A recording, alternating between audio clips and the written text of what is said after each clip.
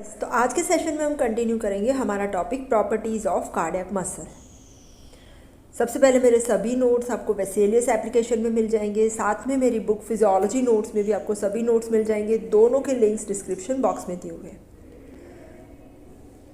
जैसे हमने डिस्कस किया था, कार्डियक मसल की प्रॉपर्टीज़ में इलेक्ट्रिकल मैकेनिकल दो टाइप की प्रॉपर्टीज़ है। इलेक्ट्रिकल में excitability, automaticity, rhythmicity, conductivity. And mechanical properties में हमारी आएगी कॉन्ट्रैक्टिलिटी, ऑल और none law, refractory period, staircase effect and summation of sub minimal stimuli.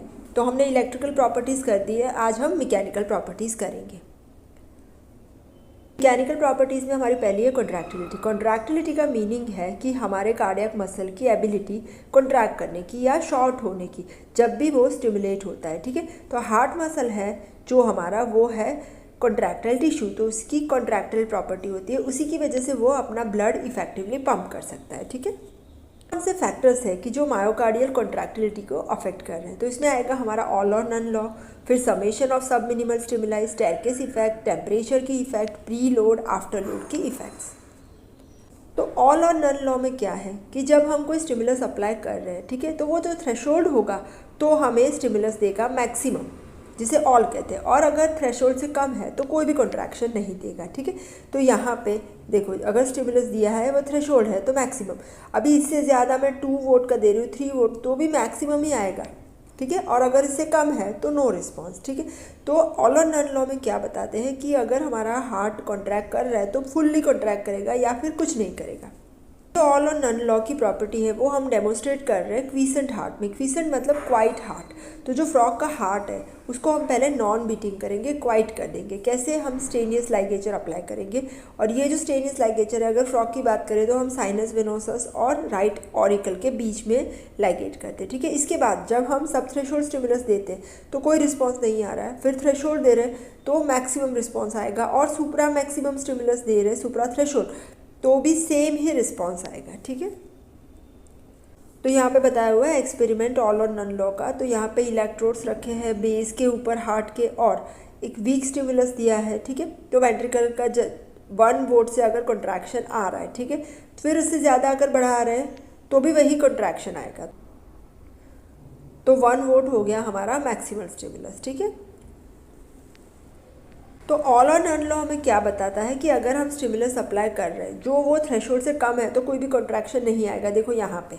लेकिन अगर वो थ्रेशोल्ड है तो कॉन्ट्रैक्शन मैक्सिमम आएगा, फिर इससे ज़्यादा नहीं बढ़ेगा। ठीक है, दूसरा है समेशन। ये ऑल और नन लॉ से ऑपोजिट है। समेशन, अगर हम सब मिनिमल स्टिमुलस दे रहे हैं तो उसका समेशन हो रहा है। ठीक है, ये भी क्वीसेंट हार्ट में ही डेमोन्स्ट्रेट करते हैं कि अगर सब मिनिमल स्टिमुलस 1 दे रहे हैं तो कोई कॉन्ट्रैक्शन नहीं आएगा, लेकिन रिपीटेडली ऐसे सब मिनिमल स्टिमुलाई देते ही जा रहे हैं, एक के बाद एक के बाद एक, तो क्या होगा, इन सब का समेशन हो करके हमें कॉन्ट्रैक्शन मिलेगा। हमारा स्टेरकेस फिनोमेना, जिसे ट्रैपी भी कहते हैं, ये हमारा ऑब्जर्व होता है वेगल स्टिमुलेशन के बाद। तो यहाँ पे क्या कर रहे हैं, वेगल स्टिमुलेशन के बाद जब हार्ट स्टॉप हो रहा है, ठीक है, इसके बाद जब हार्ट बीटिंग करना स्टार्ट करेगा तो ऐसे ग्रेजुअल कॉन्ट्रैक्शन बढ़ता जाएगा, तो successive increase in the force of contraction यहाँ पे। और ये क्यों हो रहा है? क्योंकि बेनिफिशियल इफेक्ट है। अभी बेनिफिशियल इफेक्ट क्या होता है कि जब हमारा हार्ट क्वीसेंट हो गया, वेगस स्टिमुलेट किया, तो हार्ट ने कॉन्ट्रैक्शन करना बंद कर दिया। ठीक है, तो हार्ट कॉन्ट्रैक्ट नहीं कर रहा है, तो क्या होगा कि हार्ट के अंदर जो सोडियम आयंस है ना, वो इंक्रीज हो जाएगी। ठीक है, और पोटेशियम कंसनट्रेशन डिक्रीज हो जाएगा कार्डियक मसल सेल के अंदर, और इसकी वजह से सोडियम बढ़ रहे हैं तो इसके साथ कैल्शियम का इन्फ्लक्स भी बढ़ेगा। यहाँ पे सोडियम कैल्शियम चैनल्स है। ठीक है, तो जब कैल्शियम इनसाइड ज़्यादा हो जाएगा तो प्रोग्रेसिवली कैल्शियम का कंसंट्रेशन कार्डियक मसल के अंदर, सार्कोप्लाज्म के अंदर बढ़ जाएगा, और इसकी वजह से स्ट्रेंथ ऑफ कॉन्ट्रैक्शन बढ़ेगा। इफेक्ट ऑफ टेम्परेचर, जब हम टेम्परेचर बढ़ाते हैं, देखो एक है हमारा नॉर्मल हार्ट बीट, ठीक है ना, फिर हम जब टेम्परेचर बढ़ाते हैं तो हमारा हार्ट रेट भी बढ़ रहा है और फोर्स ऑफ कॉन्ट्रैक्शन भी बढ़ेगा। लेकिन जब हम टेम्परेचर घटाते हैं तो क्या होगा, heart rate and force of contraction decrease होगा। नेक्स्ट है इफेक्ट ऑफ प्रीलोड। प्रीलोड मतलब कोई भी लोड जो एक्ट करेगा हमारे मसल के ऊपर बिफोर मसल स्टार्ट्स कॉन्ट्रैक्शन।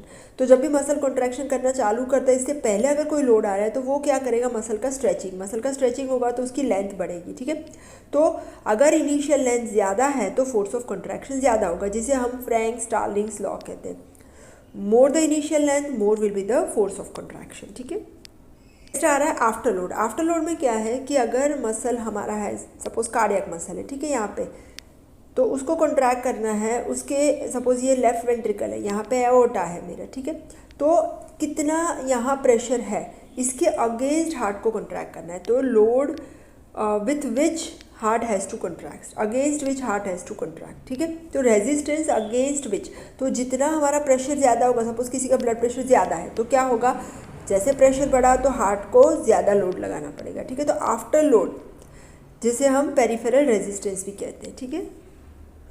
ये आफ्टर लोड की इफेक्ट क्या होती है? आफ्टर लोड मतलब कि जो प्रेशर है अगेंस्ट विच हमारे हार्ट को कॉन्ट्रैक्ट करना है, तो इसे पेरिफेरल रेजिस्टेंस भी कहते हैं। अगर आफ्टर लोड बढ़ा है तो क्या होगा, फोर्स ऑफ कॉन्ट्रैक्शन भी बढ़ेगा।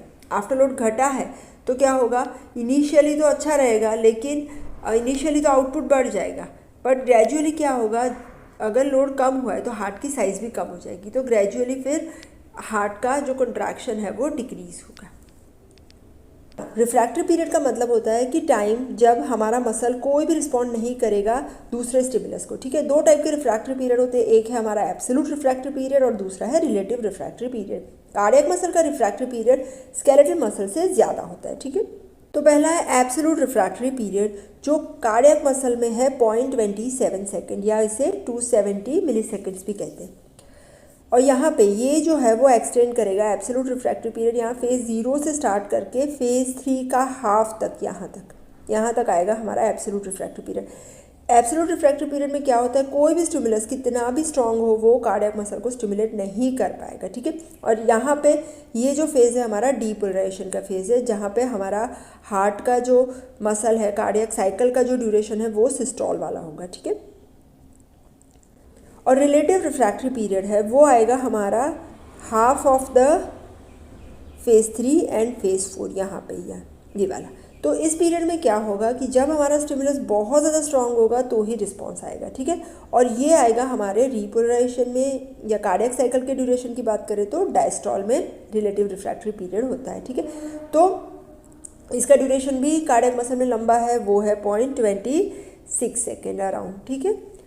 रिफ्रैक्टरी पीरियड स्केलेटल और कार्डियक मसल इन दोनों का अगर कंपेयर करें तो स्केलेटल मसल में शॉर्ट होता है, जो लेटेंट पीरियड है ना वो रिफ्रैक्टरी पीरियड होगा। एब्सोल्यूट रिफ्रैक्टरी पीरियड और रिलेटिव दोनों मिला के 0.01 सेकेंड हो गए, जबकि कार्डियक मसल में लंबा होता है। कार्डियक मसल के अंदर absolute refractory period 0.27 second and relative 0.26 second, तो टोटल हो गया 0.5 सेकेंड। तो ये देखिए कितना लंबा हो गया, ये 0.01 है और ये 0.53 सेकेंड है, ठीक है।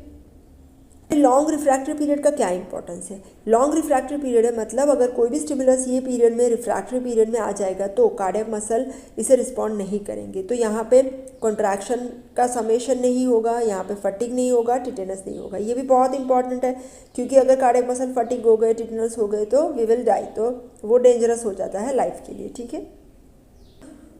नेक्स्ट है extra systole and compensatory pause.